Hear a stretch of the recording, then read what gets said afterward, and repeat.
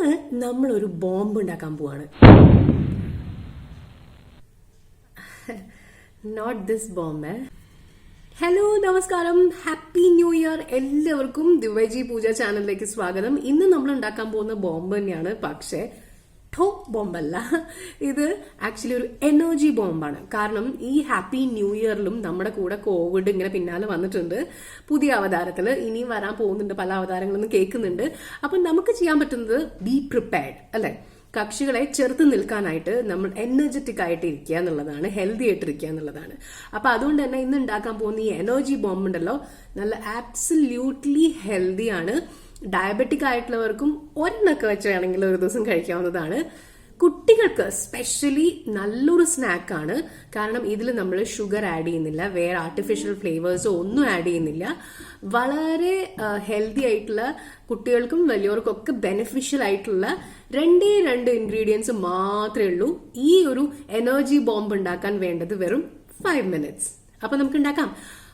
പോകുന്നതിന് മുമ്പായിട്ട് ഈ ഒരു എനർജി ബോംബിന്റെ ഒരു റെസിപ്പി എനിക്ക് തന്നത് എന്റെ ഫ്രണ്ട് പൂനമാണ്. സോ പൂനമിന് big thank you and let's go to the kitchen and make it. Okay, അപ്പൊ നമ്മുടെ എനർജി ബോംബ് ഉണ്ടാക്കാനായിട്ട് നമുക്ക് വേണ്ട ആദ്യത്തെ ഇൻഗ്രീഡിയൻറ്റ് നല്ല സോഫ്റ്റ് ആയിട്ടുള്ള ഈന്തപ്പഴമാണ്.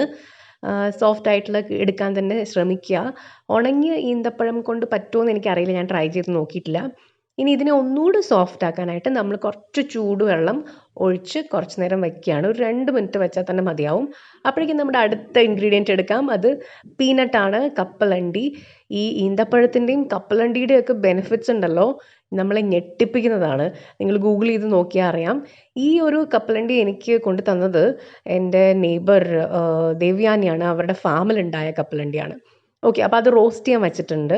ആ സമയം കൊണ്ട് നമ്മുടെ ഈന്തപ്പഴം സോഫ്റ്റായി കിട്ടിയിട്ടുണ്ട്. വെള്ളമൊക്കെ കളഞ്ഞതിന് ശേഷം നമ്മളിതിങ്ങനെ ഞെക്കുമ്പോൾ മനസ്സിലാവും എത്ര സോഫ്റ്റായി എന്നുള്ളത്. ഇനി ഇതിലത്തെ സീഡ്സും പിന്നെ അതിൻ്റെ ആ തൊപ്പി ഉണ്ടല്ലോ, അതും കൂടെ അങ്ങ് കളഞ്ഞ് നല്ല വൃത്തിയാക്കി എടുക്കണം. എന്നിട്ട് ഒന്ന് ഞെരടേണ്ട ആവശ്യമൊന്നുമില്ല. ശരിക്കും പറഞ്ഞാൽ നമ്മളത് കുരു കളയുമ്പോൾ തന്നെ അത് നല്ല സോഫ്റ്റായിട്ട് കിട്ടും നമുക്ക്. അപ്പോൾ കുരുവൊക്കെ കൃത്യമായിട്ട് കളഞ്ഞ് എടുത്തതിന് ശേഷം ഇതുപോലെ നല്ല സോഫ്റ്റായി കിട്ടും. ഇപ്പം തന്നെ ഇത് നല്ല സോഫ്റ്റ് ആയിട്ടുണ്ട്. എന്നാലും നമുക്ക് ഒന്ന് കത്തി വെച്ചിട്ട് ചെറുതായിട്ട് ചെറിയ കഷ്ണങ്ങളാക്കിയിട്ട് ഒന്ന് നുറുക്കിയെടുക്കാം. ഇനി അതല്ലെങ്കിൽ കൈ കൊണ്ടൊന്ന് ചെറിയ കഷ്ണങ്ങളാക്കിയാലും കുഴപ്പമൊന്നുമില്ല. എന്നാലും നമുക്കൊരു ഭംഗിക്ക് വേണ്ടിയിട്ട് ഇതിങ്ങനെ കത്തി കൊണ്ട് നുറുക്കിയെടുക്കാം. ഓക്കെ, നമ്മുടെ കപ്പലണ്ടി റോസ്റ്റഡ് ആയിട്ട് റെഡി ആയിട്ടുണ്ട്. ഈ കപ്പലണ്ടിയിൽ നിന്ന് ഇതിൻ്റെ തൊലിയൊക്കെ കളഞ്ഞിട്ട് അത് വേർതിരിച്ചെടുക്കുക എന്നുള്ളതാണ് ചെറിയൊരു ബുദ്ധിമുട്ടുള്ള പണി. അതിന് എളുപ്പപ്പണി എന്തെങ്കിലും നിങ്ങൾക്ക് അറിയാമെന്നുണ്ടെങ്കിൽ കോമൻറ്റ് ബോക്സിൽ ഒന്ന് ഷെയർ ചെയ്യണം കേട്ടോ.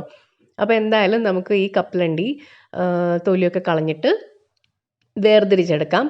ഇത് വേണമെങ്കിൽ നിങ്ങൾക്ക് മിക്സിയിലിട്ടിട്ട് ഒന്ന് ബ്ലെൻഡ് ചെയ്തെടുക്കാം. ഒരു തവണ ഒന്ന് അടിച്ചെടുക്കാം. അപ്പോൾ കുറച്ചൊന്ന് പൊടിഞ്ഞ് കിട്ടും. പക്ഷെ ഞാൻ അങ്ങനെ ചെയ്യുന്നില്ല. ഞാൻ ഇത് കൈകൊണ്ട് തന്നെ 1-2 കഷ്ണങ്ങളാക്കുകയാണ്. അങ്ങനെ മതി. അതാണ് അതിൻ്റെ ഒരു രസം ആക്ച്വലി. അതല്ല, നിങ്ങളുടെ കുട്ടികൾക്ക് കുറച്ചും കൂടി തരിതരിയായിട്ടാണ് ഇഷ്ടം, അല്ലെങ്കിൽ നിങ്ങൾക്ക് അങ്ങനെയാണ് ഇഷ്ടമെങ്കിൽ അങ്ങനെയും ചെയ്യാം.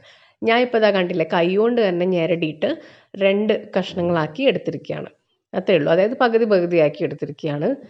എത്ര കപ്പലണ്ടി എടുക്കണം എന്നുള്ളത് നിങ്ങളുടെ ഒരു ഇഷ്ടം അനുസരിച്ചാണ്. ഏകദേശം കണക്ക് പറയുകയാണെങ്കിൽ ഞാനൊരു 25 ഈന്തപ്പഴം എടുത്തിട്ടുണ്ട്.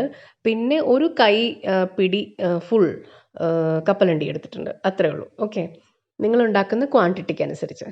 അപ്പോൾ ഇനി ഇതിലേക്ക് ഈ നുറുക്കി വെച്ചിരിക്കുന്ന ഈന്തപ്പഴത്തിലേക്ക് നമുക്ക് ഈ റോസ്റ്റ് ചെയ്ത് വെച്ചിരിക്കുന്ന കപ്പലണ്ടി ഇട്ടിട്ട് നന്നായിട്ടൊന്ന് മിക്സ് ചെയ്തെടുക്കാം. ഇതുപോലെ.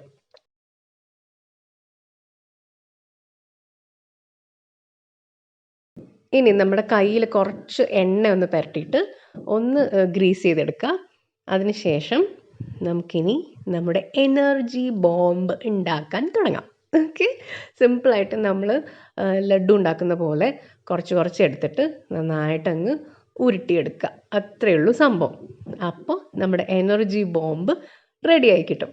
ഓക്കെ, ഇത് ഇവിടെ യൂനായാലും ശരി, അഷിക്കായാലും ശരി, എനിക്കും ഭയങ്കര ഇഷ്ടമുള്ളൊരു സംഭവമാണ്. നല്ല ടേസ്റ്റിയുമാണ്. ഈന്തപ്പഴത്തിൻ്റെ മധുരവും കപ്പലണ്ടിയുടെ ആ ഒരു ക്രഞ്ചിനെസ്സും കൂടെ വരുമ്പോൾ ഗംഭീര സംഭവമാണ്. ഇതൊരു 1-2 കഴിച്ച് കഴിയുമ്പോൾ തന്നെ നമുക്ക് നല്ലൊരു എനർജി ഫീൽ ചെയ്യും. ദാ ഒരാൾ വന്നിട്ടുണ്ട് ഇവിടെ എന്തായി നോക്കാനായിട്ട്.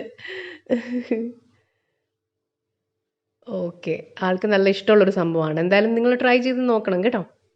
അപ്പോൾ ഈ എനർജി ബോംബ് ഉണ്ടല്ലോ, ടേസ്റ്റി ഹെൽത്തി എനർജി ബോംബ് എന്തായാലും നിങ്ങൾ ഉണ്ടാക്കി നോക്കണം. നിങ്ങളുടെ കുട്ടികൾക്ക് തീർച്ചയായിട്ടും ഉണ്ടാക്കി കൊടുക്കണം. കാരണം ഇത് ഇവർക്ക് ഒരുപാട് ഹെൽത്ത് ബെനിഫിറ്റ്സ് കൊടുക്കുന്ന ഒരു സംഗതിയാണ്. ഫ്രിഡ്ജിൽ വെക്കുക, അപ്പോൾ കുറച്ച് നാളത്തേക്ക് നമുക്ക് യൂസ് ചെയ്യാൻ പറ്റും. ഒരു 2 ആഴ്ച 3 ആഴ്ച വരെയൊക്കെ.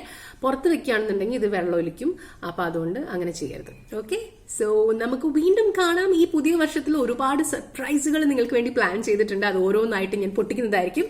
അപ്പോൾ അതുവരെ എല്ലാവരും ഹെൽത്തി ആയിരിക്കുക, ഹാപ്പി ആയിരിക്കുക, സേഫ് ആയിരിക്കുക, കഴിവതും വീട്ടിൽ തന്നെ ഇരിക്കുക. Okay, by.